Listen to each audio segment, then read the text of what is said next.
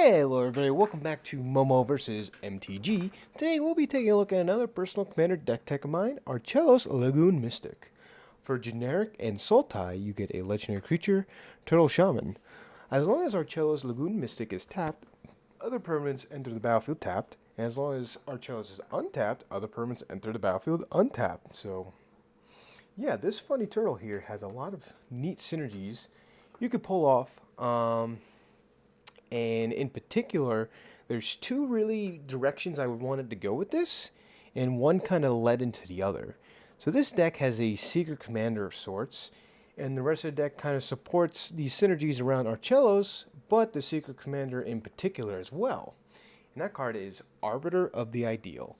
Usually I start with the ramp package, but I feel like this is more important to get out of the way, because the main build around is of this card.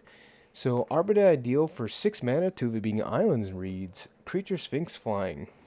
Inspired, whenever Arbiter of the Ideal becomes untapped, reveal the top card of your library. If it's an artifact, creature, or land card, you may put it onto the battlefield with a manifestation counter on it. This permanent is an enchantment in addition to its other types. So basically, the whole shtick of this deck really is that it runs pretty much only creatures, artifacts, and lands. There's very few other types. There's a couple enchantments here that are pretty necessary for the game plan and helps it move along kind of nice. So I tried to keep it down to the minimum amount of enchantments and planeswalkers. And because of this, there's no instants and sorceries except Primal Surge. So at the same time, it is also a Primal Surge deck, which for 10 mana reads, exile the top card of your library. If it's a permanent card, you may put it on the battlefield. If you do, repeat this process. So either way, we're trying to, spin our deck by tapping and untapping our Arbiter of Ideal to be putting permanents on the battlefield, or if we happen to stumble across a Primal Surge, we get to put all these permanents down at the same time and usually take the game from there with our various win cons in the deck. And let's take a look at that. So, without further ado, let's just start with the ramp package. Since we are in green, I try to stick with a lot of the green ramp, but since we don't have a lot of sorceries, we do have to rely on some permanents. So for ramp, we have a Deathrite Shaman, right? I like this card. Exile target land from a graveyard, add a mana to your mana pool of any color, and it also has other utilities, gaining and draining life, Soul Ring, Wayfarer's Bauble, Golgari Signet, cool. Secure Tribe Elder, very nice. And the neat part about this ramp is it kind of synergizes with our commander, because once he's out, we can kind of control how much we ramp. And it helps us even further, which helps us cast our Arbiter of Ideal or go search for it, that kind of deal. So because these lands come in tapped, if our commander is untapped, they will come in untapped. So very powerful ability. He's kind of, an Amulet of Vigor on a stick when it comes to that. So anyways, the Signets. Azusa, we're trying to make a lot of land drops because lands often ramp us later on, like a lot more. Commander Sphere allows us to draw cards. I think Sichi, Daughter of Shishiro, is an interesting fit here for 4 mana. Other Snakes you control get 0/1, cool. But Shamans you control have tap, add green to your mana pool. So this allows us to tap our commander on demand since he is a shaman. And a lot of these cards are going to be affecting that because we want the untapped stuff usually, and we want our opponents to have the tap stuff. Sometimes we want the tapped stuff to enter as well, because if we have Arbiter of the Ideal enter tapped and we have a way to untap it, we get a free Inspired triggered instead of attacking with it. So the first turn it comes down. So pretty neat. Yeah, let's take a look at some other stuff. We have Swiftfoot Boots here to give our important stuff hexproof, namely our Arbiter of Ideal or something else. Chromatic Orrery kind of fixes us and draws us card, and I really like that. And you're ramping a lot with this deck, more than you would think. So, casting this expensive spell, really, you can get there. So generic creatures we have here are like a Baleful Strix, because when it enters, it draws a card by itself. Just nice creature to have. Merfolk Looter It has a tap and untap ability. We can abuse this to loot away and dig for the important cards. And in particular, the card draw effects are really important in this deck because if we get stuck with an enchantment on top that we want to draw because we can't put it down with Arbiter of the Ideal, these looting effects and these card draw effects allows us to get around it. So bear that in mind. We have Laboratory Maniac because it is possible for us to play every permanent out of our deck, whether we are putting them on for free with Arbiter Ideal or Primal Surge, and when we're left with no cards, we'll have some draw triggers, and we'll usually win the game from there. So Lab Maniac is in here. Glenelendra, we don't have a lot of counterspell interactions, so Glenelendra is a nice fit here because it gives us access to that, counter non-creature spell, and you can do it twice. Very cool.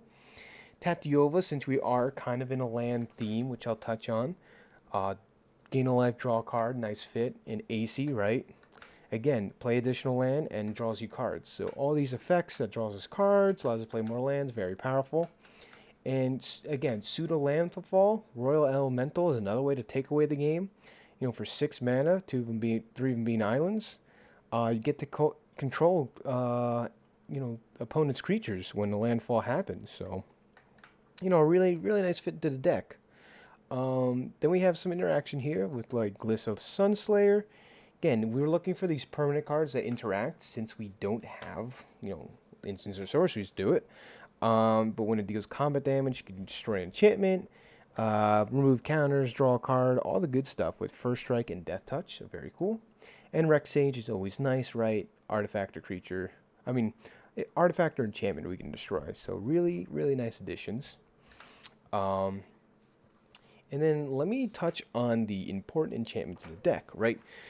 So for instance, Crab Umbra gives totem armor to a creature, right? So it protects it if it would be destroyed. Instead, this gets removed, right? But it gives us that mana ability to untap enchanted creature. And if we're making land drops every turn and stuff like that, we could potentially just keep going off and keep, dropping permanents on the battlefield. And keep paying into this ability. Similar to the one-shot effects like Instill Energy. Enchants a creature, it can attack because it gives it haste. But for 0, you can untap Enchanted Creature, but you can only do this once. So it gives us a free Inspired trigger. Also for our commander. So again, our commander, we want to control whether it's tapped or not. So Instill Energy is nice there. Cryptolith's Right gives us a repeatable tapping ability on our commander and Arbiter of Ideal, right? Creatures you control have, tap, add 1 mana of any color. So again, very powerful. This is how we start paying for these effects like Crab Umbra. Really nice one here. So Enchanted Creature doesn't untap during its controller's untap step. Not good, but Enchanted Creature has pay 1, discard a card, untap this creature. So we don't mind discarding a card if we're getting, a free permanent off the top, right? So a lot of value here. Ketramama's Favor, right? It's the same deal kind of way. Draws you a card, enchants a creature, and it allows it to tap to add mana. So it's doing all the stuff we want. Song of Freya's a really good one because it gives us 2 turns of creatures you control can tap for any mana. So we are ramping pretty hard. And probably the best card in the deck for what we want to do is Free from the Real, right? Because we have, we have a Cryptolith Rights, a Song of Freya's out. Freed from the Real allows us to, tap our commander for mana, and then we can untap it with the blue it can produce and keep doing this repeatedly over and over again and again. So it's a neat little combo. That's what we're trying to assemble here in, Sultai Poop colors. Perdim's Aura is pretty similar in a way, and having multiple copies of this is very good. Tyvar's nice because it can untap stuff and also activate their abilities of those they had haste. So that's an important mechanic in the deck. Yeah. So that's why some of these champions are really, really important. You could probably deal without some of them, but these are the ones I like. And then besides that, we have a Gates Wincon as well, right? Because I think it fits really good in the deck. Maze's End in particular, because it enters tapped. If our commander's untapped, enters untapped, right? And we have enough mana, we can keep playing Maze's End over and over again, and we have enough additional land drops every turn to tutor out gates to the battlefield. And those usually come in tapped as well. But they won't be since we have our commander. Because we pay 3, return to our hand, search your library for a gate card, upon the battlefield, shuffle your library, control 10 or more gates with different names, win the game. So we either put them down with Arbiter of the Ideal or tutor them out with Maze's End. So very powerful. And of course, the more gates you have, the more stuff you can do, right? Baldur's Gate in particular adds extra mana, so usually generating mana every turn. Extra. Couple of these lands I do want to harp on because they're really good. Field of the Dead, because why not? We're playing a bunch of different land types. But these lands like Dimir Aqueduct, they enter the battlefield tapped. Potentially with our commander out, we can tap the land that's going to bounce back for mana. Then this enters untapped if our commander is untapped. And we can use the mana right away. So it's kind of almost a, ramping ahead effect, especially for the turn. So all these bounce lands are very powerful. Simic Growth Chamber, we have them all. I just want to touch back on the gates, right? We have the most amount of gates we can get in 3 colors, which is 13, and that is more than enough. So something of note. And again, the lands that come in tap but scry have some great ability. We can run all that stuff with our commander. Really cool to see.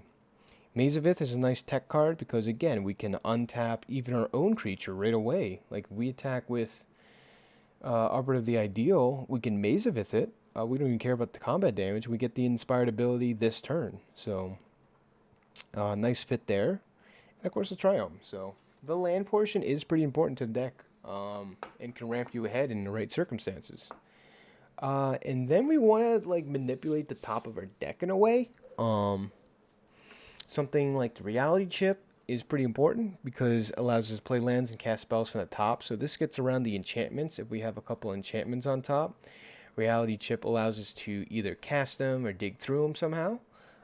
Corsair Crucifix, nice value. You like to see what's on top of your library for the inspired ability, because if it is an enchantment that you can't put on the battlefield for free, you want some way around it. That's why Mystic Forge is nice. Because we have a decent amount of artifact cards, right, to begin with. But also we can exile top card of our library if we pay 1 life. And tap Mystic Forge. So, getting around, digging the card draws is important to get around these enchantments if we do happen to stumble across them. Oracle Modiah, additional land drops is always good. Looks at the top. And Bolsa Citadel, of course, right, is another way to go off. Also, later on, we have a lot of permanents. We can sacrifice them, deal damage. But before we do, again, have some shaman synergy. Sorry, again, we have the Sajichi, daughter of Shishiro. We have Tanju Preserver. I think it's a pretty powerful card on its own, right? Spells and abilities your opponents control can't cause you to sacrifice permanents. So, if they have a sacrifice effect board wipe or something, you're, going to be able to keep your creatures around. Shaman of Forgotten Ways is a fun one. For 3, again, add 2 mana of any combination colors to your mana pool. Spend this only cast creature spells. Cool. We have a lot of creatures. We don't mind that. And then the Formidable, which we can definitely get up to. Each player's life total becomes the number of creature he or she controls. Activate this ability only if a creature you control has total power 8 or greater. This is a neat, interesting way to close out the game too. If they don't have they have no creatures on, right? They just simply die. But if we have, a ton of creatures, they have a couple, you set their life total really, really low. So a neat other way to maybe close out the game. And it taps for mana. Of course, we're going to run over Primal Surge. So not only we want to untap stuff, we want to tap stuff too. We basically want to be in control whether we tap our commander or not, especially on other people's turns. So their stuff comes in tap, like lands. Really set the pace of the game. Springleaf Drum, again, ramps for mana, tap something. Hornshaku, Works for a legendary commander. Basically you can tap for 2 generic mana, tap and untap legendary permanent you control, and untap Hornwalk Shaku to get additional mana. Mindlink Mech has the crew ability, which is fine. And whenever it becomes crew for the first time each turn, it becomes a copy of target non-legendary creature, except as a 4/3 artifact. So we can copy our Arbiter of Ideal even away, also tap it. So these are good things. Relic of Legends, same idea. We're the best mana rocks, even in this deck, because we can tap our commander and half the time we want it tapped. Battery Bearer is interesting for 4. Creatures you control have tap, add colorless. This mana can't be spent to cast a non-artifact spell, so only artifact stuff. But whenever you cast an artifact spell with mana 6 or greater, draw a card, which we have a couple of. So again, if anything else, it's a way to tap our creatures repeatedly. A creature that also allows us to tap our creatures for green, very powerful in this deck. I think the chariots are pretty fun. Because for 4 mana, you get 2 tokens, which you can tap for mana usually in this deck. And then when it attacks, create another token. Has crew 4, and because of crew 4, it can also tap our Arbiter of Ideal and stuff like that. But on that same note, on the other end, we want stuff to untap. So we do run Amid of Vigor as kind of a backup for a commander in some aspects, right? Because even if he's tapped, then we can have it enter untapped, right? So it works extremely well. We can have him tapped all the time, then we don't mind. And with Archelos tapped and Amid of Vigor out, when we play Arbiter Ideal, we'll get that inspired ability instantly, which is really cool. Courier's Follower untaps permanent. 1,000-Year Elixir, same deal. Gives him haste for activate abilities and untaps target creature. Tide Force Elemental. Untap or tap. So this gives either. You may tap or untap another creature. I love the options here. And in Landfall, with our Inspired, if we're dropping a lot of lands, we can do this over. We can keep going with this. False Floor is kind of a board wipe. Because then you can exile all untapped creatures. So very powerful ability. We can have it enter untapped with our commander, right? Or Amulet of Vigor. So this is almost a board wipe on demand, which is even powerful. And an exile effect on top of it, when we can tap all our creatures down, is a one-sided board wipe half the time. So very good. Fate Stitchers, tap or untap, right? And has Unearth. So we do it again. Sithers, Viper's Fang. All good stuff here for 4 mana. Tapped creatures have Death Touch, cool, but other untapped creatures have Hexproof, so it's also protection, and you get to untap another target creature or land you control. So, yeah, love all these ways. And then we do have some more of the inspired mechanics. Disciple of Deceit's cool, because whenever it becomes untapped, you may discard a non-land card. If you do, search your library for a card with the same converted mana cost as that card, reveal it, put in your hand, and shuffle. So it's a way to tutor out, in a way, cards we need. In particular, Arbiter of the Ideal, or if we need whatever part of the deck we need, we can go fetch out, whichever you like. Then we have King Makar, the Gold Cursed, for 4. Inspired, whenever King Makar, the Gold Cursed, becomes untapped, you may exile target creature. Cool, removal. If you do, put a colorless artifact token named Gold on the battlefield. It has sacrifices artifact, add 1 mana of any color to your mana pool. So this was kind of treasures before treasures became a thing. And then just to, wrap it off, we have some tutors in the deck to hopefully get our Arbiter of the Ideal. So Fauna Shaman, really good. Discard a creature card, search for a creature card, put in your hand, cool. Fierce Empathy is pretty neat because enters the battlefield, you can search your library for a creature card with converted mana 6 or greater, reveal it, put in your hand, then shuffle. So Fierce Empathy can get Arbiter of the Ideal. But then you have something like Woodland Bellower for 6 mana. Doesn't get Arbiter of the Ideal. However, you may search your library for a non-legendary creature card, convert mana 3 or less, put it on the battlefield, then shuffle.